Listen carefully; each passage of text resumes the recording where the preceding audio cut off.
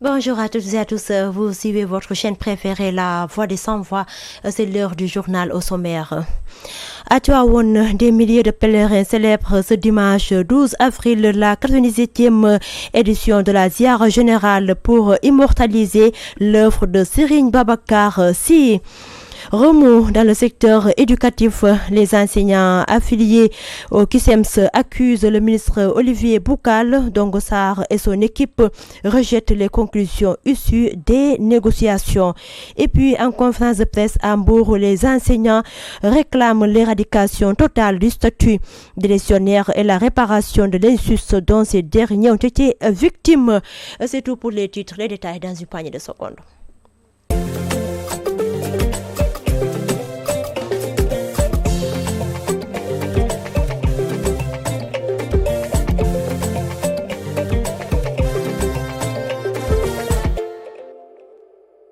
Rebonjour à toutes et à tous, je le disais au sommaire, 96e édition de la Ziara générale de la ville sainte de Tivaouane, une initiative du premier khalife de Seydi El Hadji Malick Sy, Serigne Ababacar Sy en 1930 à l'occasion du Ziara du Daïra Kiram. Cette ville sainte accueille aujourd'hui ce moment de ferveur, de retrouvailles et de recueillement auprès des guides religieux de la famille de Seydi El Hadji Malick Sy, comme à l'accoutumée, le khalife Serigne Babacar Sy Mansour va délivrer son message à l'endroit des Mouhaddam et des fidèles tidjanes venus des 4 coins du pays. Une forte délégation gouvernementale est attendue à la ville sainte de Tivaouane. Nous reviendrons amplement dans nos prochaines éditions avec des images avec notre correspondant Ibrahima Ndiaye depuis Thiès. Et puis parlons éducation dans ce 13h crise dans le système éducatif. Le CUSEMS de Dongossar recuse la démarche sectaire du ministre de la fonction publique Olivier Boucal de vouloir les écarter de la table de négociation. Ses responsables en réunion de bureau exécutif régional déclarent que les conclusions des négociations du G7 n'engageront pas leur organisation syndicale avec ministre qui s'ingère dans un conflit entre ses membres. Voici Dongossar, secrétaire général du CUSEMS, au micro de Théodore Semedo. Vous le savez, voilà bientôt quelques temps que nous déroulons des plans d'action. Et durant cette période, des discussions ont été engagées avec les autorités. Constatant la pugnacité avec laquelle nous portions les préoccupations des camarades, eh bien, le ministre Olivier Boucal a cru bon de devoir nous écarter et de convoquer certains de nos camarades avec qui nous avons un conflit qui est encore pendant devant la justice. Les rencontres qui vont se tenir à partir de la semaine prochaine, c'est des rencontres dont les conclusions ne nous engageront point. Pas une seule fois, nous n'avons voulu signer un protocole d'accord sans en référer d'abord à notre base. Nous invitons les camarades à se tenir debout et mobilisés et à rester à notre écoute. C'est du cirque. Le ministre Olivier Boucal ne peut pas choisir lui-même de se substituer à la justice, désigner le représentant légal de notre organisation et ensuite venir dire qu'il appelle à l'apaisement. Le camarade Ning disait la dernière fois dans sa communication que lui-même choisit un adversaire. Il réalisera qu'il aura un adversaire de taille. Nous voulons le dire de manière claire et précise. Dernière rencontre, nous n'y étions pas. Il ressort des projets de protocole partagés, c'était la question des décisionnaires, pour laquelle d'ailleurs, quelques aspects qui sont pris en charge, sur toutes les autres questions, c'est des promesses qui sont faites. Nous n'avons rien à faire à signer un protocole d'accord de promesses. Ce que les enseignants attendent, c'est des réponses concrètes à ces préoccupations que nous avons portées donc depuis toujours. Dans le même siège, en conférence de presse à Hambourg, les enseignants réclament l'éradication totale du statut des décisionnaires et la réparation de l'injustice dont ces derniers ont été victimes sur l'âge de la retraite. Les enseignants réclament également l'ajustement et la correction du système de rémunération des enseignants. Reportage Tchernodaf.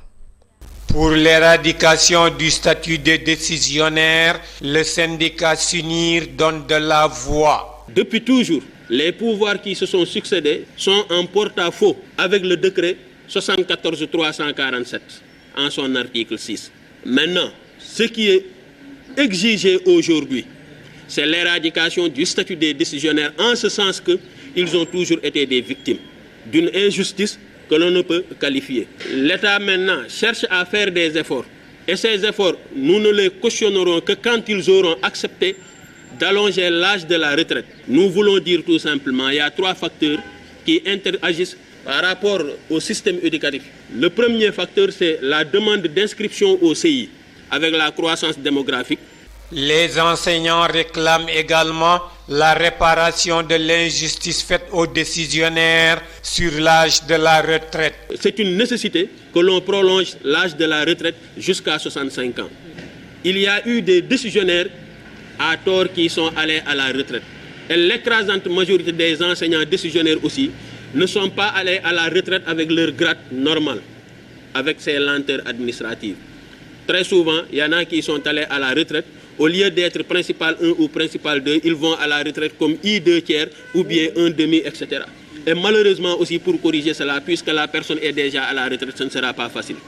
Avant toute correction, les syndicalistes exigent un ajustement dans le système de rémunération. Par rapport à la correction du système de rémunération, dans le secteur de l'éducation tout simplement, il faudra ajuster d'abord avant de penser à corriger hors secteur éducation. Il n'est plus question qu'un professeur agrégé de l'université soit mieux traité qu'un inspecteur de l'éducation. Il n'est plus question qu'un directeur d'école soit moins bien traité qu'un proviseur de lycée. Syndicalement, l'Union nationale des instituteurs pour la République s'unir était en conférence de presse à Mbour. Mbour, Thierno Daf, Walfadjri. Thierno Daf, toujours éducation, des panels sur comment orienter les jeunes vers l'enseignement supérieur et le monde professionnel ont été organisés par les écoles ENCO Dakar. Selon les responsables de ces établissements, cette journée dédiée à l'orientation académique vise à promouvoir l'insertion académique et universitaire des élèves et étudiants de ces établissements. Écoutons à ce propos Stéphanie Diop au micro de Moussa Sène. Donc, comme vous pouvez le savoir, le monde professionnel est bien plus que tout ce qui est académique. Les élèves ont tendance à être juste orientés dans le monde académique, dans les écoles. Ici, avec ENCO, le modèle ENCO et notamment le modèle ENCO Dakar et ENCO Ouaka vise à promouvoir insertion universitaire et insertion professionnelle également. Nous pensons que les élèves doivent apprendre des outils autres que les outils académiques, c'est-à-dire le networking, le leadership, la facilité de communication, comment écrire des CV, comment parler avec des gens, comment écrire des lettres de motivation et surtout juste comment avoir de la curiosité et s'insérer et pouvoir communiquer avec les gens. Loin de là, par contre, effectivement, l'insertion est devenue compliquée parce que le monde est devenu très compétitif. Et il est important que les élèves sachent se distinguer. Comme vous le savez, pour entrer dans les grandes universités, on ne regarde pas que les notes, on regarde le sport, on regarde les stages et on regarde qu'est-ce qui fait d'un élève quelque chose ou quelqu'un d'intéressant. C'est la même chose dans le monde et tous les jours. Vous pouvez avoir quelqu'un qui a toutes les capacités, mais qui peut-être ne sait pas communiquer ou n'a pas une intelligence sociale. Et donc, il est important d'être un élève complet, d'être un humain complet, d'avoir cette empathie, cette sensibilité-là, de pouvoir en fait se vendre entre guillemets et de pouvoir apprendre des gens surtout. C'est vraiment le mot d'ordre ici, d'apprendre des gens et je dirais que c'est ce qui est important pour nous, comment aider ces élèves-là à être prêts. Comme vous pouvez le savoir, les adolescents sont des jeunes adultes, mais souvent sont pris comme des enfants et ils sont attendus d'eux qu'ils puissent faire leur choix futur et leur choix de carrière. Autre sujet dans ce 13h et direction Ziguinchor, l'émotion a laissé place ce week-end à une exigence froide et inflexible. Les rues de la capitale casamançaise ont en effet vibré au rythme d'une marche de protestation historique. Le message adressé au nouveau pouvoir et à la communauté internationale est sans équivoque. Il n'y aura pas de réconciliation nationale sans le passage inévitable par la case tribunal. Voici Madia Diop de la Vision citoyenne au micro de Amadi Khalilou Diémé. Nous sommes là pour rappeler à la face du monde ce qui s'est passé de 2021 à 2024, ce que les Sénégalais ont subi un peu partout à l'intérieur du pays. Plus de 2000, je dirais bien 2000 détenus politiques. Il y a eu plus de 65 morts pour des événements sociopolitiques, des tensions sociopolitiques qui malheureusement ne devraient pas finir par des tueries. Tant qu'il n'y a pas de justice, il n'y aura pas le repos de l'âme de nos disparus. Et pour qu'il y ait justice, il faut que la société sénégalaise soit exigeante. Le peuple sénégalais a trop attendu. Et nous demandons à son Excellence Bassirou Diomaye Faye, nous voulons que justice soit rendue. Nous avons battu le macadam pour que justice soit rendue. Maintenant, où est-ce que la situation se bloque? Nous ne saurions le dire. Mais nous allons rappeler qu'il y a eu l'hécatombe de morts. Il y a eu des jeunes à la fleur de l'âge qui ont été emportés, qui ont été vachement et lâchement tués. Et nous avons vu certains rapports d'autopsie. Mais nous savons que l'instigateur de tout cela demeure et reste le président Macky Sall. Nous, en tant qu'organisation de la société civile, nous demeurons convaincus que l'ONU ne va pas accepter même la candidature d'un criminel, la candidature d'un assassin, quelqu'un qui a tué presque plus de 65 morts dans son pays. Il ne mérite pas d'être à la tête des Nations Unies. Il ne mérite même pas de s'exiler. Il mérite la prison en attendant de voir les autres coupables comme lui. Diomaye nous parle de réconciliation. Monsieur le Président, nous vous regardons les yeux dans les yeux pour vous dire qu'il n'y aura point de réconciliation sans justice. Après Ziguinchor, direction Linguère, où le parti PASTEF, les Patriotes, bat le rappel des troupes et lance une grande mobilisation. Lors d'un débat tenu au quartier Thiely Nord, le président du conseil d'administration de l'hôpital de Pikine et par ailleurs membre du cabinet politique du Premier ministre Ousmane Sonko a invité les jeunes et les femmes du parti à travailler davantage pour la massification du parti. Écoutons Aleba au micro de Doudou Tchane. Bon, c'est pour c'est pour respecter les recommandations du président du parti, Ousmane Sonko. Il nous a demandé de massifier le parti, de mobiliser et d'animer le parti. C'est la raison pour laquelle on a organisé ça aujourd'hui à Linguère. On anime le parti, on est en train d'animer le parti PASTEF, on l'anime. C'est ça qui nous motive parce qu'on a un parti politique, on est majoritaire au Sénégal, mais on anime le parti, c'est ça seulement. Il n'y a pas d'autre motivation. Le message que je délivre à la jeunesse, c'est de créer des ouvertures dans le parti. On crée des ouvertures parce que si on parle de massification, c'est pour appeler d'autres gens à rentrer dans le parti. Maintenant, on va continuer de mobiliser, de sensibiliser, de rassembler l'ensemble des jeunes de Linguère et l'ensemble de la population de Linguère pour soutenir maintenant notre coordinateur départemental, El Malick Ndiaye. Bon, je pense que si on parle de PASTEF, si on parle des inscriptions, bon, je pense que le PASTEF, c'est une machine qui peut faire beaucoup de choses. Et on va dérouler, mais dès qu'on déroule, on va atteindre nos objectifs, Inch'Allah.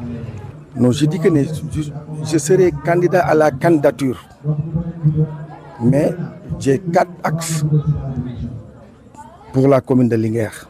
Moi, gazonner les stades, faire des pavages, créer des postes de santé municipaux et reboiser toutes les ruelles. Toujours politique à Saint-Louis, la section communale de PASTEF s'est réunie en assemblée générale ouverte aux militants, alliés et autres nouveaux adhérents. À l'issue de cette rencontre marquée par des querelles de positionnement, un plan trimestriel d'activité a été adopté pour redynamiser le parti avec l'espoir de voir les divergences internes aplanies par la future charte des élections de PASTEF actuellement en confection. Le vice-coordonnateur de PASTEF Saint-Louis, Djibril Dieng, avec Gabriel Barbier. En fait, c'est un parti qui grandit et je pense que ce n'est pas le propre de PASTEF, donc qui connaît un peu l'histoire politique donc, du Sénégal, partant du Parti socialiste jusqu'à l'APR, en passant par le PDS. Ce sont des choses qui existent et je pense que c'est le lieu en fait, de s'en réjouir et de ne pas en faire une fixation. C'est un parti de masse qui grandit, les ambitions naissent naturellement. Alors, il est bien d'avoir des ambitions, mais que tout ceci soit réglementé, parce qu'on est régi par des textes. Inch'Allah, on va aller vers les élections locales. Le parti sortira, le moment venu, la charte des élections, qui déterminera les mécanismes qui nous permettront véritablement d'y aller.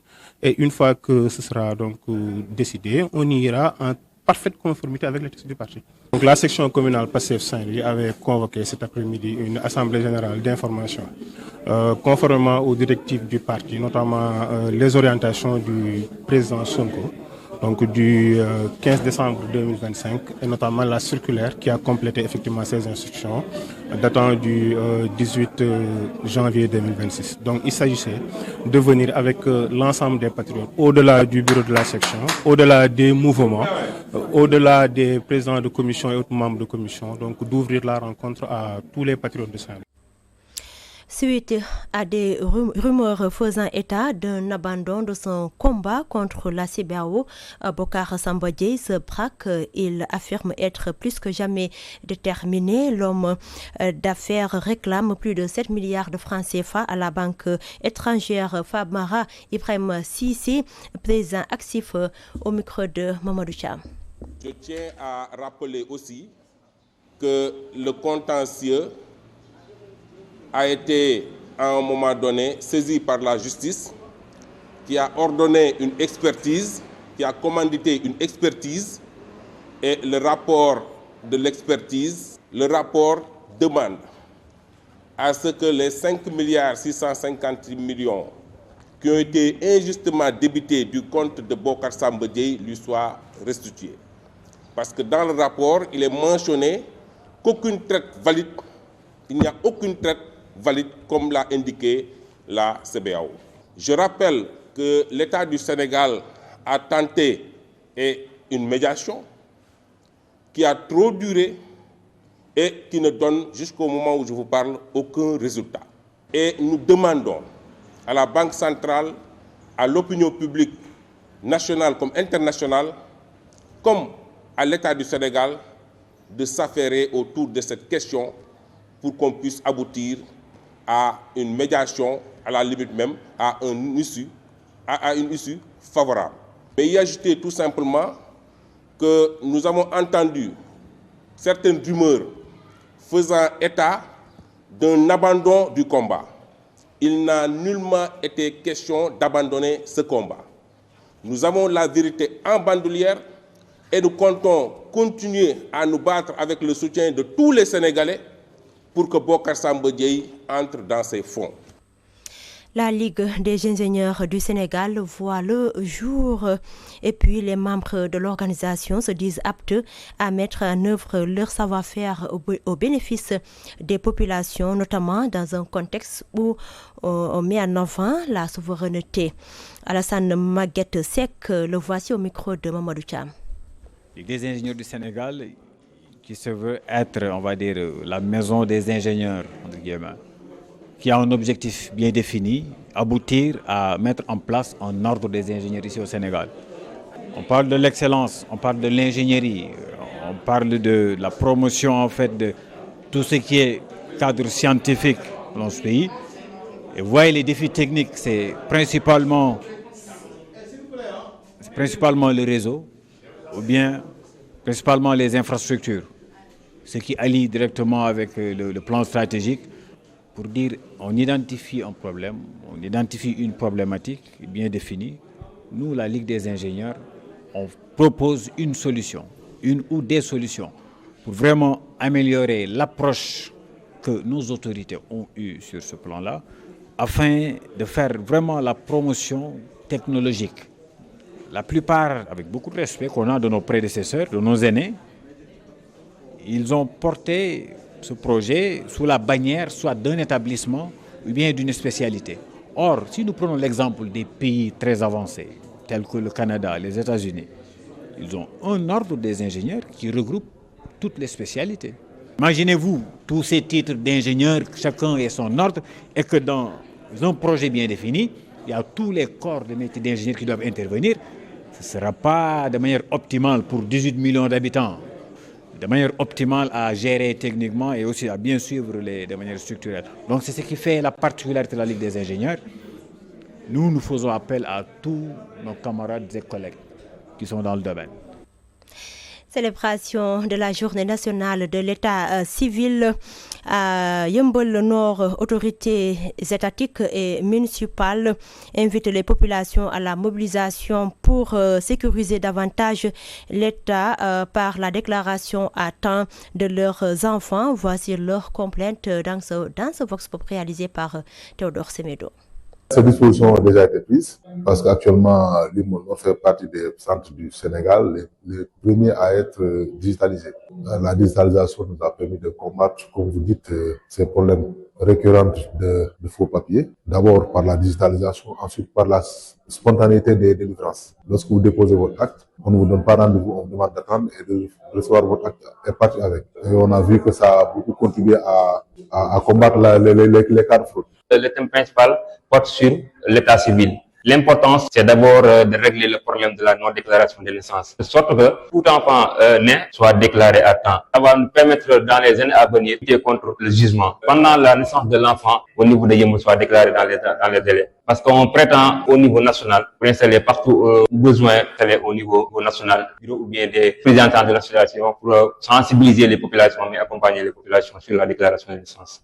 Tout le monde sait que depuis 1976, on a notre état civil au niveau de Yeumbeul Nord. Depuis 1976 à présent, tout est digitalisé. Donc tout acte qui sort au niveau de la commune de Yeumbeul est imprimé, noir sur blanc et signé. Il n'y a pas d'écriture de stylo ou bien comme ça. Les difficultés sont d'ordre logistique.